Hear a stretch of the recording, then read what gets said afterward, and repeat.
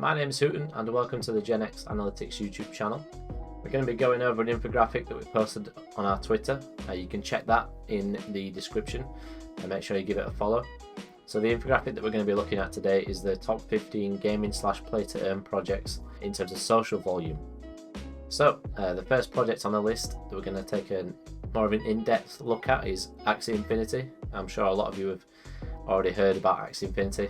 It's been around for a while. It's one of the first play-to-earn games that a lot of people come across. So a quick rundown on Axie Infinity.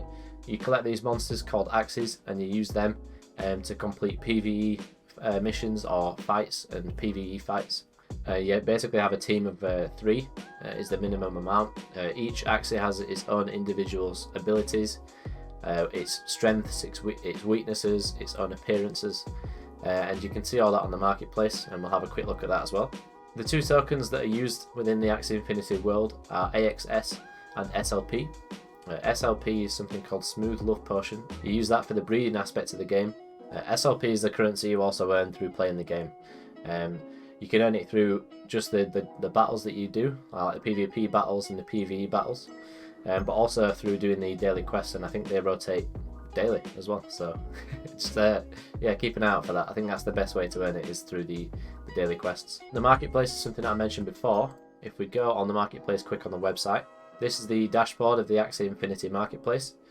You can see all the recently listed ones on the left. You can see the ones that have recently been sold, and you can see sort of the transactions, and as I was talking it's just gone and updated itself as well. So you can see that the price that they sold at, the buyer, the seller. There's quite a lot of details that you can see.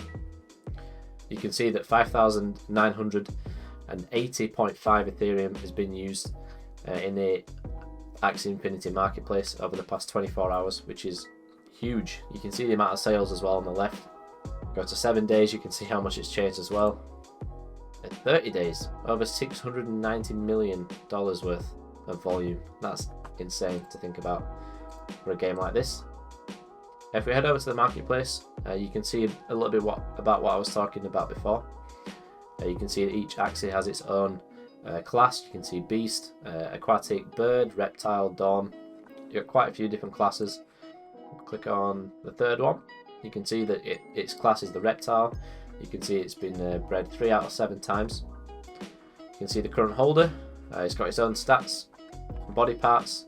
Some of the body parts also in turn give abilities as well. So you can see the abilities of this particular Axie. So some body parts, say Green Thorns, you can see that Green Thorns comes with this ability called Vine Dagger. So you can see just how unique some of these Axies can get. You can also see its lineage, its parents, and also its children if it has any. You can obviously, if you click on the parent, you can also see the same sort of thing, the body parts, their abilities and their parents, and so on and so on. Each Axie can be bred a maximum of 7 times, and as the more that you breed the Axies, the more expensive it becomes. To breed them you need AXS and SLP. Other than Axies, you can also buy items on the marketplace as well, and they're also going to be bringing out a land system soon as well. As you can see, you can already start buying plots of land on the marketplace too. And the cheapest, I think, the cheapest at the moment is 3.2 Ethereum. So good luck with the land there. So in terms of social numbers, the Discord has over 780,000 members, and the Twitter has over 630,000 followers. I think one of the reasons for the increase in Discord members is, I would say, maybe down to a scholarship system that they have. The scholarship system just enables players to essentially lend out their Axies to people that can't afford the initial cost, because to play the game to earn you need 3 Axies, and with the price of them you're talking a few $100s just to get into the play to earn aspect of it. Players who have more than 3 can lend them out to sort of these players, and then they can earn money and take a percentage of the SLP that's earned from their Axies, which I think is really interesting. It brings about a new aspect. You can sort of give people roles, and you can say, I have 30 Axies, I don't have enough time to play them, I'm going to lend these 3 out to this person, I'm going to lend these 3 out to this person, and so on. So you can sort of build your own business from there. And then the same for breeding as well. You know, you don't even need to play the game. You can essentially just have 3 Axies and have a breeding farm. So you can, you know, that's always something you can do as well. So yeah, I think there's still quite a lot to come from the project. I'm interested to see how the land system develops, sort of in conclusion with their Axies and also the other NFTs you can buy there. Okay, and the next project I want to go into is a project called Yooshi. Yooshi is very unique, and I'm excited to sort of talk about this. So what is Yooshi? Well, it's a range of different things. They have a gamepad, which I find really interesting, and we're going to go a bit more in depth on that. They have an NFT marketplace, like a lot of other projects do, and also farms as well. So it's like a DeFi/game, just a lot of different things put together.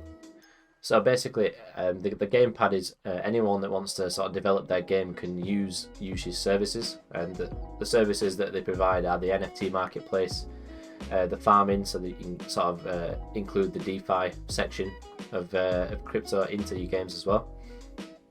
And this is all hosted on their website. So you can see on the left hand side if we cut to the website. So with Yooshi, we're just going to use a DNA cat as an example. If you just click on there, you can see it's got its own section within the website. It gives you the DXCT, which is the currency you can use with this game. So you can click on that and it takes you to a link to then buy it. You've also got other sections to it. You've got the mining section, the minting section, and a marketplace as well. So you can see it's like all of these services that Yooshi provides can then go towards these projects. So they don't have to necessarily build a project from the ground up. They can use services that are built already.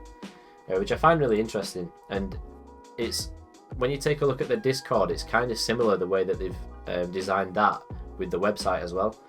Instead of communities sort of being separated once games are made or projects are created, they use Yooshi's Discord as like the hub of everything. So say if I create a game called Hooten's Heroes or something, right, and I use the NFT marketplace from Yooshi, I use that to be able to mint my NFTs and everything. I would also have my own Discord section where I can build up my own community, so it kind of keeps everything together, which I find really interesting.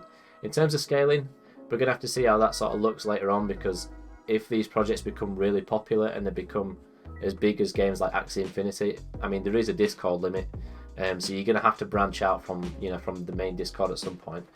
But I really like the approach that these guys have taken. Still on the subject of Discord, even though that these projects could get really big, and you might think as more projects come out it's going to get messy and annoying to be in the Discord, they've organised it really well. And if you're not a part of that community or you don't have an interest in playing that game, you don't have to see any of that.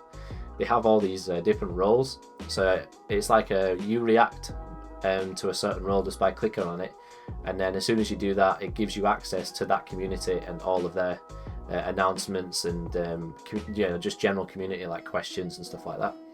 So it definitely it helps because it just seems a lot more organised that way. In terms of Yooshi's social numbers, they have over 160,000 followers on Twitter. They currently have 13,000 members on Discord and growing. So yeah, a link to Yooshi and all these other projects I'm going to again put down in the description so you can take a look for yourself. I think this is going to be really interesting projects, and it's definitely something to be keeping an eye on. I'm going to be saying this about a lot of the projects that I talk about here. It's just, yeah, the crypto space is just so interesting with the amount of different sectors of crypto now as well. And as you might have heard from the news, you know, the metaverse and all that sort of side to crypto is starting to come out more now. In terms of metaverse, we're going to be talking about a couple of those projects as well. And it actually brings me over to the next one. Alright, yeah, so the next project I want to talk about is Decentraland. This is a metaverse, and it's a very interesting one. I've been in it before, and I've enjoyed my time in there so far. A little bit about Decentraland. The main currency that's used is something called mana. So basically when you create an account, a wallet is then attached to your account. So you fund it with mana, and you sort of use that throughout the whole metaverse. So any transactions that you make with your character are then sort of done through that wallet. So it's quite nice and easy and simple to use. All you have to do is just connect a wallet and you're just ready to go. You create your own avatar. You can make it look like yourself, or you can just choose to make it look something completely different. It's completely up to you. So yeah, Decentraland has some very unique features, and one of those features is just buying virtual land. Now, when I say that, you might be thinking, why would I want virtual land? What is the use in virtual land? But bear with me a second while I try and explain it. So if you buy a plot of virtual land, you are then given access to build whatever you like on there. So an example is, if you want to show off to your friends your OpenSea wallet in a more creative way, you could buy a plot of virtual land, build an art gallery, and then open it up to your friends so that they can just sort of virtually walk through the gallery and see all the art there. Another way is open it up to the public, but then charge people to go see it, so you can also monetize sort of the way that you go about it, which is, yeah, I mean, the possibilities for this sort of thing are endless. I've seen mini games that you can play on there. I've seen art galleries, I've seen aquariums as well. Just literally anything you can think of is something that you're going to be able to build in a metaverse like this. So it's definitely something worth checking out and just creating a character. It's completely free to create a character and walk around. I think all you need is just a wallet, so just connect a wallet, walk around, have fun, and just explore. In terms of Decentraland's social following, I'm just sort of, as when I say social following, I'm mostly just saying the Twitter numbers and the Discord numbers. If you want me to use any others as well, then let me know, and then in the next videos I know to use them as well. So they have over 200,000 Twitter followers, and they have over 60,000 Discord members as well. And I think Discord is going to be really important for this sort of thing, because the metaverse is going to be so big that they're going to have, you know, separate sections for things that people might be interested in. Whether it's projects that are coming out or art galleries you want to go see, just, you know, anything like that. Alright, so on the topic of metaverse still, I want to talk about another one that you might have heard of before. It's called the Sandbox.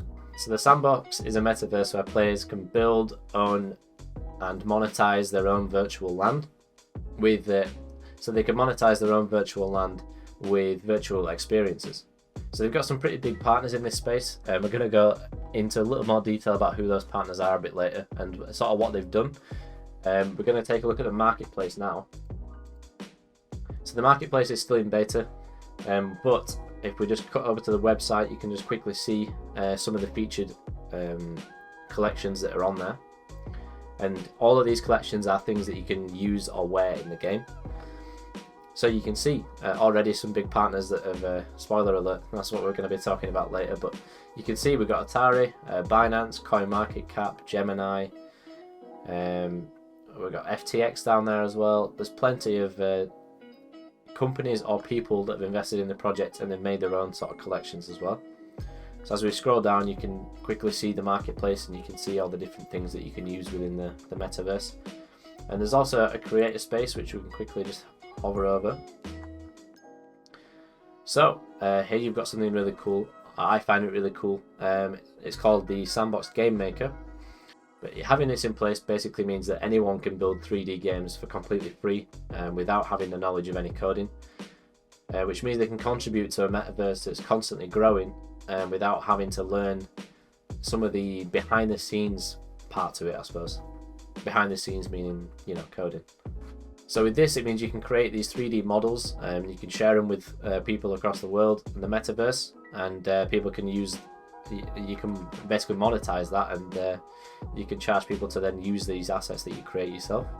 You might be wondering how you're going to earn money in, you know, through playing in the metaverse. You don't necessarily have to build, even though it's easy for you to do. If you don't have any ideas, you can simply play these games and earn the rewards for doing it. So if you're not quite sure on what to build yet, you can always just play in the world and earn currency through that. If you already have an idea and you can go straight ahead and start building the game within the metaverse, you can monetize that and then earn currency through people playing your game. Or if you've not quite got a full picture in mind, but you have some assets that you think might look cool, whether you want to create like a dragon or a car or, you know, just anything, you can create those assets and then give them to other people and sort of monetize your creations that way. So just a quick thing on the partners, as we saw in the marketplace. Atari have bought quite a big piece of land in the Sandbox, and you can see from the NFT collection that they are selling some avatars for you to use. They have actually been sold out now, but also assets to use as well. So you'll be able to use these in your own games when you create them. Another cool partner that they've got is Snoop Dogg. He's bought a plot of land in the game, and the aim for him is going to build his mansion, but he's basically just going to make a virtual copy of his mansion. And he's also selling tickets so you can attend events and stuff like that, which I think will be really cool, and I think it's something you'll see more of. Think about it like Fortnite and the concerts that they host there. Kind of similar, but on the metaverse. I think that's what some of these maybe tickets are going to aim for. In terms of the main currency that they're going to use, the main currency that they use for this is sand. You use sand to buy assets and also land in the metaverse. On the topic of investments, it's not just been partners like Atari or Snoop Dogg investing, but they've also received $93 million through SoftBank's Vision Fund 2 recently as well. I think an investment like this is going to go a long way in terms of creating a metaverse where everyone can sort of play and connect. In terms of their social numbers, they have over 240,000 followers on Twitter, and they have just over 100,000 Discord members as well. If you want me to use any of the metrics when it comes to followings, like you want me to use Reddit or Telegram or something, then let me know, and I can also add those numbers in as well. The reason I chose Discord and Twitter is just because every project listed on here had Twitter and Discord available for me to see, but not all of them had things like Telegram or YouTube or anything. Alright, so the next project I want to talk about is Enjin Coin. So Enjin was founded in 2009, and in 2017 it had its ICO that raised $22.96 million, and it launched on the Ethereum mainnet in June 2018. So Enjin Coin is a project of Enjin, which is the company we just spoke about before. It's a company that provides an ecosystem of interconnected blockchain-based gaming products. So the Enjin network is a social gaming platform through which users can create websites and clans, chat and host virtual item stores. It's also a platform that allows users to create Enj-backed digital assets, which means that when an asset is created, Enj is then stored in the asset. It's an interesting system. It basically means that when an asset is created, Enj is then stored in the asset, and if you want to receive Enj, you then have to destroy that asset and it's lost forever. But yeah, the Enjin token enables any game editors to convert various types of assets such as currency, real estate, digital art and gaming items into tokens that are usable in blockchain applications. So to talk about the stats quick, they've had a total of 1.16 billion assets created, and within those assets there is over 12.4 million Enj locked within those. So the only way to get that Enj back is to destroy those assets, which is up to the game editor. So there's one of the systems to sort of create an NFT. I mean, the website is really useful.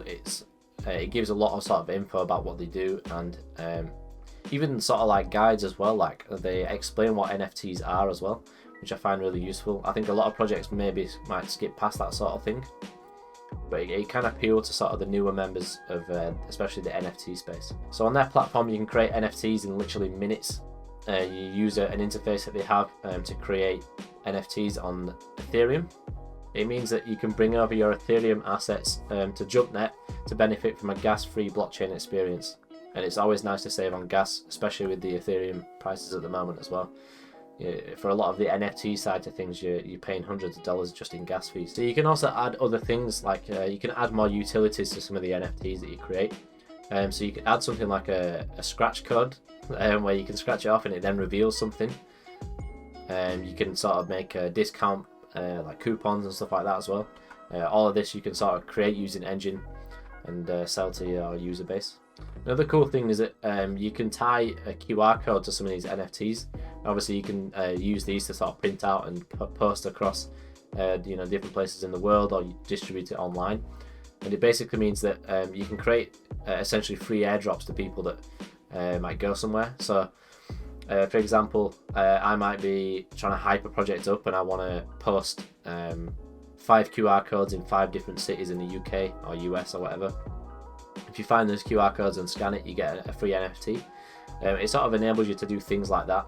And also any NFTs that you create through this platform, you can sell them on Enjin's marketplace. or you can sell them on your own. It doesn't limit you to one specific place, which I find really interesting as well. You can also earn revenue every time a secondary sale is made as well. And you do this by setting royalties. So you can set, say, your royalty at 5%, and you will earn 5% from every secondary sale after that. So yeah, you can create a lot of different types of NFTs, and in terms of like the use cases, I suppose. Number one, I'd say, is digital art. You know, if you're an up and coming artist, this is a great place to start. It means that you can sort of get your art out there for relatively cheap to make it, and you're also using a very good platform to enable you to do that.